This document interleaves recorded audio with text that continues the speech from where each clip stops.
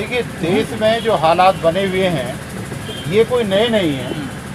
ये हालातों की बुनियाद तो बहुत पहले से ही रख दी गई थी। और जो देश के हालात चल रहे हैं कि कोरोना की आड़ में चल रहे हैं, ये सारी स्थितियाँ इस मोदी सरकार के राजनीति में चल रही हैं। क्योंकि बेरोजगारी के मुद्दे पर, महंगाई के मुद्दे पर, किसानों के मुद्दों पर, छात्रों के मुद्दे पर, महिलाओं के मुद्दे पर ये सरकार हर तरीके से अपने आप को घिरा हुआ महसूस कर रही है। और जैसे ही घिरा हुआ महसूस किया सरकार ने, तो ये तमाम तरीके की चीज़ें उसने जो है पिटारे से निकाल करके बाहर की।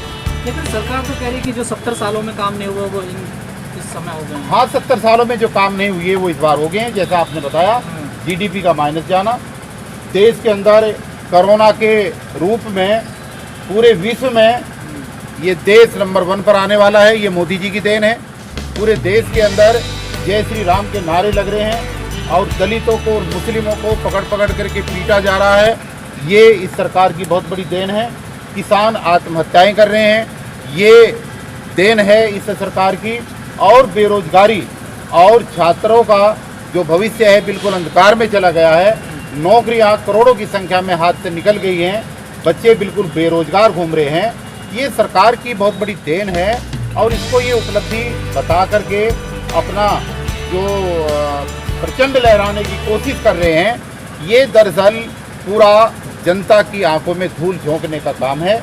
और अब धीरे धीरे जनता सचेत होती जा रही है।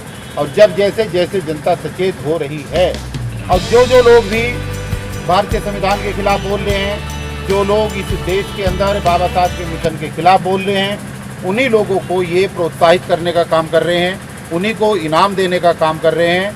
और इनाम के तौर पर अभी आपने देखा होगा 2 दिन पहले, आप सभी पत्रकार महोदय बड़ी अच्छी तरीके से जानते हैं कि कंगना ने, जो एक्टर्स है कंगना रनौत ने, कुछ दिन पहले आरक्षण के खिलाफ एक बहुत ही ऐसा भद्दा अपना वक्तव्य दिया था जिससे भारतीय संविधान की मूल आत्माओं को हानि पहुंची है।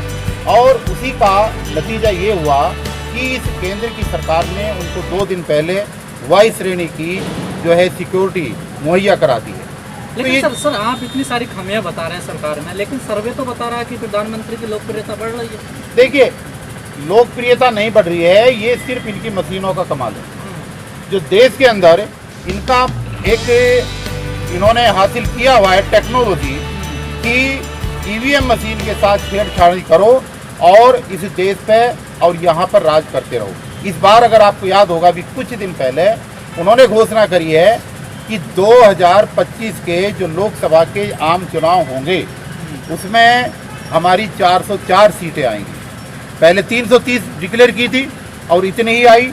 उत्तर प्रदेश के अंदर के जब चुनाव हुआ, जब भी आपने देखा होगा कि जितनी सीटों का इन्होंने वहाँ पर अपनी घोषणा की थी, उतनी ही सीटें उस समय पर भी ये लेकर के आए। इसका मतलब ये हुआ कि कहीं ना कहीं ये ईवीएम का घोटाला है और ईवीएम के घोटाले में उनकी लोकप्रियता नहीं बढ़ी है, लोकप्रियता तो घटी है, हर हाल में घटी है। बाकी क्योंकि सारी संवैधानिक संस्थाओं पर इन्होंने कब्जा कर लिया है, मीडिया पर कब्जा किया हुआ है। ये तो शुक्र है इस देश का जो ये बची हुई है, थोड़ा बहुत कुछ मुद्दे अगर बचे हुए हैं तो हमारे बहुजन मीडिया के साथियों की वजह से बचे हुए हैं, सोशल मीडिया की वजह से बचे हुए हैं। नहीं तो स्ट्रीम मीडिया इस देश का जिस तरीके से बिक चुका है और जिस तरीके से 24 घंटे वो इस केंद्र की सरकार की चापलूसी में लगा हुआ है, वो अगर इसकी जो है लोकप्रियता को बढ़ा करके बढ़ा रहा है और बता रहा है, तो मैं नहीं समझता कि हमें उनके ऊपर भरोसा करना चाहिए और मोदी की लोकप्रियता को हमें बढ़ा हुआ मान लेना चाहिए। सर, लेकिन सर ये तो मानोगे ना, विदेश नीति तो मजबूत हुई है मोदी सरकार। नहीं, विदेश नीति क्या मजबूत हुई है? आप देख रहे हैं चीन में क्या हो रहा है, आप देख रहे हैं पाकिस्तान में क्या हो रहा है। वही हाल है कि पाकिस्तान के साथ जब इनको वोटों की ध्रुवीकरण का रास्ता अपनाना होता है और किसी प्रदेश की राजनीति का चुनाव आता है, तो ये एक पत्थर उठा करके पाकिस्तान की तरफ फेंक देते हैं और पूरे मीडिया को उस पत्थर के पीछे लगा देते हैं और सब लोगों का जो है ध्रुवीकरण हिंदुओं के नाम पर करके ये जो है वोट हासिल कर लेते हैं। जहाँ तक विदेश नीति के सवाल है मजबूत होने का, तो विदेश नीति की मजबूती का सवाल तो तब होता अगर इन्होंने विदेशों की टेक्नोलॉजी को अपनाया होता, विदेशों की जो है बाकी विचारधाराओं को अपनाया होता। ये सिर्फ मीडिया का कमाल है। सर विदेशी नीतियों को तो अपना रही है, निजीकरण तो ला रही है देश में, अमेरिका मॉडल, आप लोग उसका भी विरोध कर रहे हैं फिर निजीकरण। देखिए, निजीकरण तो अपने आप में एक बहुत बड़ा अपवाद है। निजीकरण विदेशों की नीतियों का अनुसरण नहीं है। निजीकरण इस देश के अंदर रिजर्वेशन को रोकने का एक बहुत बड़ा हथियार है, और रिजर्वेशन पाकर के पिछले आज़ादी के 70 सालों के अंदर जिन दलितों ने थोड़ा सा विकास किया है, जिन दलितों ने अपने छोटे छोटे मकान बना लिए हैं, जिन दलितों के आगे आने वाली पीढ़ी थोड़ा सा बाहर निकल करके अपने आप को सुधार के रास्ते पर ले आई है, जिन बच्चों ने परीक्षाएं टॉप करनी शुरू कर दी हैं, उनसे बौखला करके इस मनवादी सरकारों ने ये मैं बात भाजपा की नहीं कर रहा हूँ, यही काम पहले कांग्रेस ने भी किया था। इस निजीकरण की जन्मदाता इस देश के अंदर अगर कोई है तो वो कांग्रेस है। निजीकरण का सबसे पहला काम जो है, जो प्रधानमंत्री पीछे रहे हैं कांग्रेस की सरकार में, आपके डॉक्टर मनमोहन सिंह, जब वो वित्त मंत्री होते थे तो ये आधारशिला उन्हीं की रखी हुई थी। लेकिन सरकार तो सर कह रही है कि निजीकरण से अवसर बढ़ेंगे, लोगों को रोजगार मिलेगा। जी नहीं, ये सब कहने की बात है। अगर निजीकरण से अवसर बढ़ते, देखिए मैं आपको बता देना चाहता हूँ कि जिन जिन विभागों का निजीकरण इस देश के अंदर हुआ है, चाहे कोई भी विभाग हो, वहाँ पर रिजर्वेशन खत्म हो गया है, क्योंकि प्राइवेटाइजेशन का मतलब है रिजर्वेशन का खात्मा। और जब वहाँ पर रिजर्वेशन खत्म हो गया है तो वहाँ पर जो भर्तियाँ हो रही हैं, वहाँ पर जो मैन पावर ली जा रही है, वो सिर्फ और सिर्फ पिक एंड चूज के आधार पर ली जा रही है। और पिक एंड चूज के आधार पर देश के बेरोजगारों की नवयुवकों की जो बेरोजगारी है, उसका इतना ज़्यादा लाभ लिया जा रहा है कि 15,000 और 14,000 के ऊपर आउटसोर्स के लड़कों से, जिन्होंने बीए किया हुआ है, एमएससी की हुई है, बीटेक किया हुआ है, उनसे काम लिया जा रहा है। तो ये एक शोषण हो रहा है, युवाओं का शोषण हो रहा है। और विशेष रूप से इस सब के पीछे जो मानसिकता है वो ये है कि निजीकरण के रास्ते पर चल करके सरकार धीरे धीरे इस देश के अंदर आरक्षण की व्यवस्था को बिल्कुल खत्म कर रही है। निजीकरण हो जाएगा, संस्थान का प्राइवेटाइजेशन हो जाएगा, तो वहाँ पर रिक्तियाँ खत्म हो जाएंगी, रिजर्वेशन मिलना बंद हो जाएगा। इस समाज ने जो थोड़ी बहुत तरक्की भारतीय संविधान में दिए हुए आरक्षण के प्रावधान के आधार पर की है, वो आरक्षण खत्म होते सार ये समाज फिर उन्हीं जगह पर पहुँच जाएगा जहाँ से 70 साल पहले इस समाज का सफ़र शुरू हुआ था।